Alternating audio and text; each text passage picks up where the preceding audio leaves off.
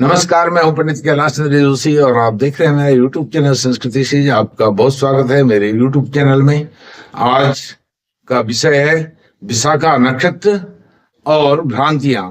विशाखा नक्षत्र यह 16वां नक्षत्र है और यह देवगुरु बृहस्पति से संचालित है।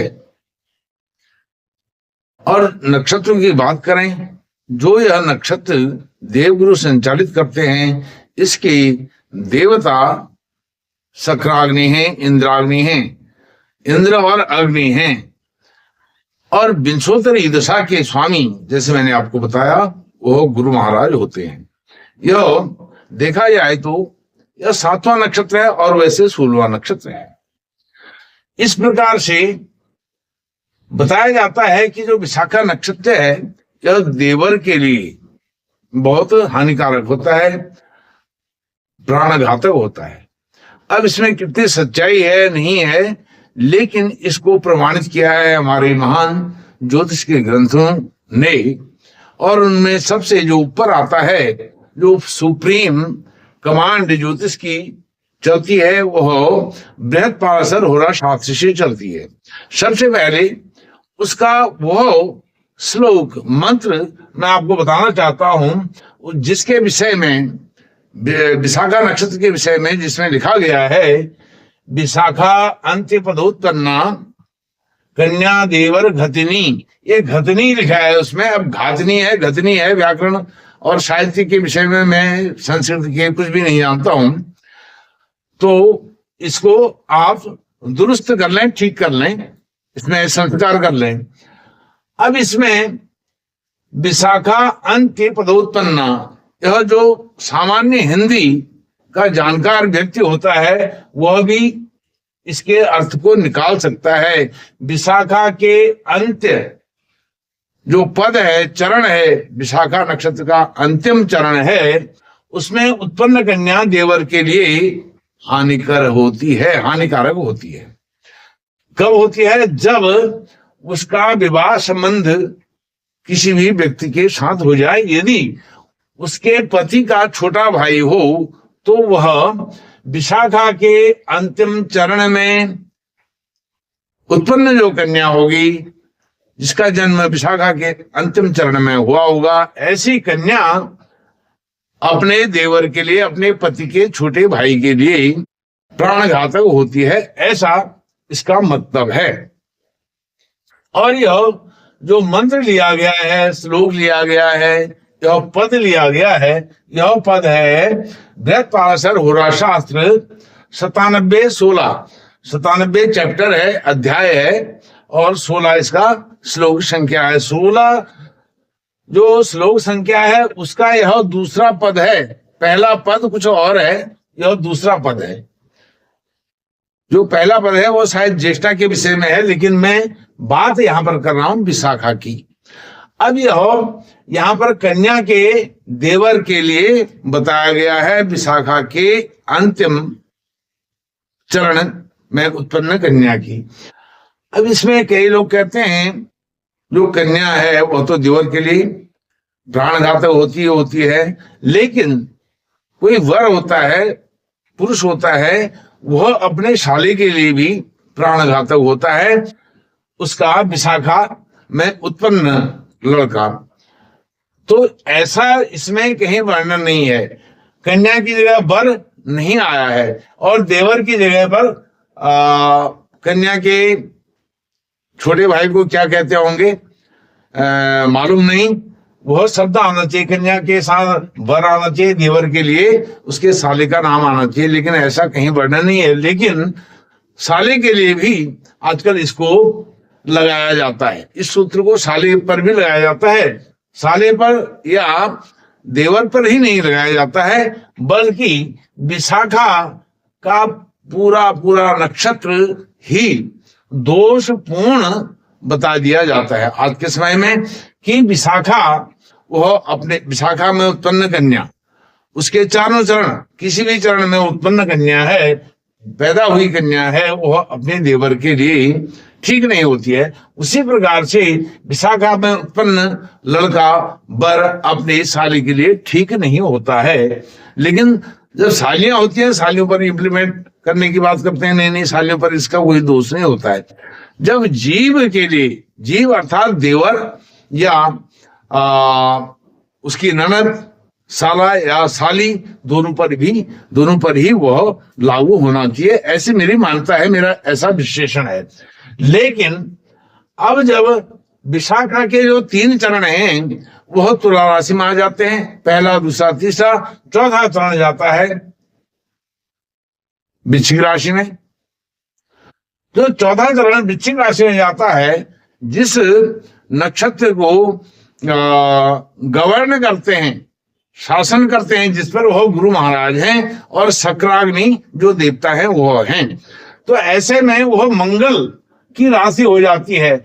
यह कन्या की जन्म पत्री है और यह भाव पति का हो जाता है सप्तम भाव। सप्तम भाव जब जीवन साथी का हो जाता है तो इस भाव में वह नक्षत्र चला जाता है, इस भाव में यह अष्टम भाव होता है। अष्टम भाव यानी कन्या के लिए यह उसका गोपनीय भाव है, यह गोपनीय भाव है, यह पति का भाव हो गया, यह उसका गोपनीय, अपने लिए अपना गोपनीय भाव है, गोपनीय दस्तावेज, गोपनीय बीमारियां, गोपनीय योजनाओं का भाव है। क्या वह यहाँ पर जाकर के वायु तत्व से जल तत्व की राशि में जाकर के वह नक्षत्र चौथा चरण क्यों ऐसा वह विस्फोटक हो जाता है, इस पर विश्लेषण करना है। जो विद्वान लोग इसको देख रहे होंगे इस वीडियो को, वो इसका विश्लेषण करें, क्योंकि भ्रांतियां हो गई हैं। मैंने कई जगह जो विशाखा के 3 चरण है, पहले 3 चरण, पहला, दूसरा, तीसरा, उसमें कुंडली मैचिंग करके उसको दोष मुक्त बताया है, दोष से रहित बताया है। लेकिन वही जन्म पत्री जब किसी अन्य के पास मैचिंग के लिए जाती है तो उसको दोष युक्त, दोष से भरा हुआ बता दिया जाता है और वह रिश्ता नहीं होता है। तो वहां पर हम जैसे लोग जो थोड़ा बहुत ज्योतिष के विषय में जानते हैं, पढ़ते हैं, लिखते हैं, वह वहां पर फेल हो जाते हैं, वो कम जानकार हो जाते हैं। जो कुछ भी नहीं जानते हैं, केवल गुणों का मिलान करके बता देते हैं इतने गुण मिल रहे हैं, आप शादी कर लीजिए, विवाह कर लीजिए, तो वह वहां पर सफल हो जाते हैं अपनी योजना में। एक तो इन बातों को हमें रोकना चाहिए। किन बातों को? जो इसके अधिकारी नहीं हैं कुंडली मैचिंग करने की, ज्योतिष के, तो इन पर कैसे लगाम लगे, इस पर विद्वान लोग कमेंट अवश्य करें। मैं लगभग जितने मेरे पास संपर्क सूत्र हैं, संपर्क के जो नंबर हैं, उन नंबरों पर इसको शेयर करने वाला हूं। और इस विषय में एक जागरूकता लाने की आवश्यकता है, क्योंकि इसमें बहुत घालमेल हो गया है। जो सही तथ्य हैं, तर्क हैं, उनको कोई देता ही नहीं है। तो यह बृहत्पराशर होरा शास्त्र का श्लोक मैंने आपको बताया, और मुहूर्त चिंतामणि में भी इसका बहुत विस्तार पूर्वक अन्वय और उसकी टीकाएं वगैरह काफी कुछ लिखी हुई हैं।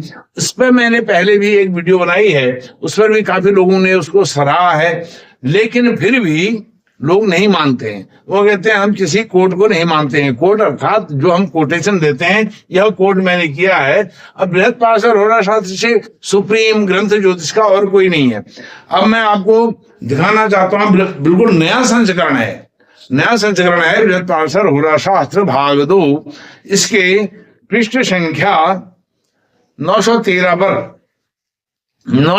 पर यह श्लोक है। और इसी के साथ साथ एक और आपको मैं बताना चाहता हूं, तुला राशि में विशाखा के पहले, दूसरे, तीसरे चरण जब जाते हैं, होते हैं, तो वह कैसे दोष मुक्त होते हैं, दोष से रहित होते हैं, इसके विषय में यदाह च्यवन ने लिखा है, विशाखा तुलया युक्ता देवर से शुभावा, देवर को सुगंध प्रदान करने वाले होते हैं वह 3 चरण। किसके? विशाखा के। विशाखा विच्छी को भूता देवरम हंत संशयम, देवर को हानि पहुंचाने वाले होते हैं, इसमें कोई संशय नहीं है। वृद्ध नारदोपी ने भी इसको न हंति देवरम कन्या तुला मिश्र द्विदैवजा कहा है। वृद्ध नारदोपी में भी कहा गया है कि कन्या तुला राशि में उत्पन्न, विशाखा नक्षत्र में उत्पन्न कन्या जो तुला राशि के लिए होते हैं 3 चरण, उनमें उत्पन्न कन्या यह किसी भी प्रकार से हानिकारक नहीं होती है। चतुर्थ पादजा त्याज्या दुष्टा वृश्चिक पुच्छवत, यह वृश्चिक है ना, जो बिच्छू होता है, बिच्छू का जो पूंछ होता है वो पूंछ से डंक मारता है, तो इसको पूंछ समझना चाहिए। इस बात को, इस पर हमें ध्यान केंद्रित करना चाहिए।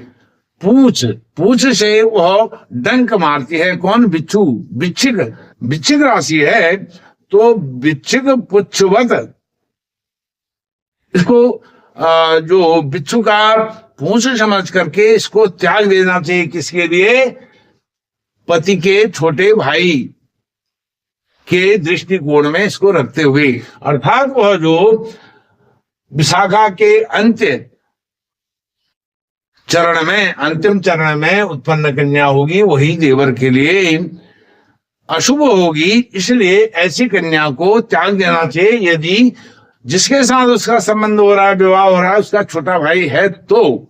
अब इस पर विद्वान लोग और अपनी मीमांसा करेंगे, विश्लेषण करेंगे कि यह देवर के लिए क्यों खराब होता है, यदि ननद है उसके लिए क्यों खराब नहीं होता है, यह भी। और दूसरा, यदि किसी वर के, पुरुष के अंतिम चरण में यह है तो उसके साले के लिए खराब क्यों होता है और साली के लिए खराब क्यों नहीं होता है, यह भी विवेचन करना चाहिए। जैसे मैंने आरंभ में कहा, केवल कन्या देवर घत नहीं लिखा है, वर के विषय में यहाँ पर ऐसा कुछ नहीं दिया गया है। यह दोष केवल कन्या के वृश्चिक राशि विशाखा के अंतिम चरण पर होने पर ही होता है या वर के भी होगा। यह मुझे आपके कमेंट की, आपके शुभेच्छाओं की, शुभकामनाओं की प्रतीक्षा रहेगी। मैं जरूर इस पर आपका मंतव्य, आपकी गवेषणा, आपका अनुसंधान जानना चाहूंगा और इस पर फिर हम मिल करके, बैठ करके एक बहुत विस्तृत गवेषणा कर सकते हैं, विश्लेषण कर सकते हैं, मंथन कर सकते हैं। और आज जो ज्योतिष के विषय में, विशेषकर कुंडली मैचिंग के विषय में जो एक कुछ बहुत भ्रांतियां फैल गई हैं, उनका कुछ निदान हो सके और यह विश्लेषण किसी एक व्यक्ति के भी काम आ जाए तो मैं अपने इस प्रयास को बड़ा सफल समझूंगा। आपका आने वाला भविष्य, आने वाला कल उज्जवल हो। इन्हीं शब्दों के साथ मैं अपनी वाणी को विराम देता हूं। बहुत बहुत धन्यवाद। नमस्कार।